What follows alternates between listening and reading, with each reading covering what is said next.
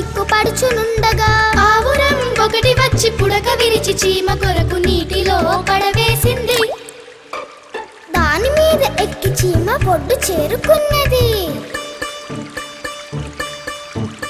ఒక్కనాడు వేటగాడు పట్టు విడుచు వేళ చీమ గట్టిగా కుట్టేసింది.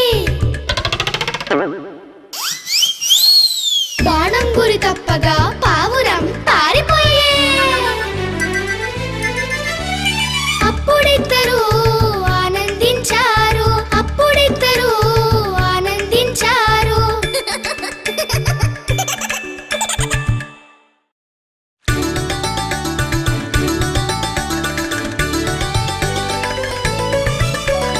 చీమ ఒకటి నీటిలోన చిక్కుపడుచునుండగా పావురం ఒకటి వచ్చి పుడక విరిచి చీమ కొరకు నీటిలో పడవేసింది.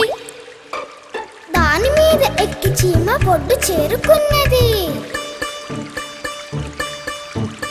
ఒక్కనాడు వేటగాడు పట్టు విడుచు వేళ చీమ గట్టిగా కుట్టేసింది. బాణం గురి తప్పగా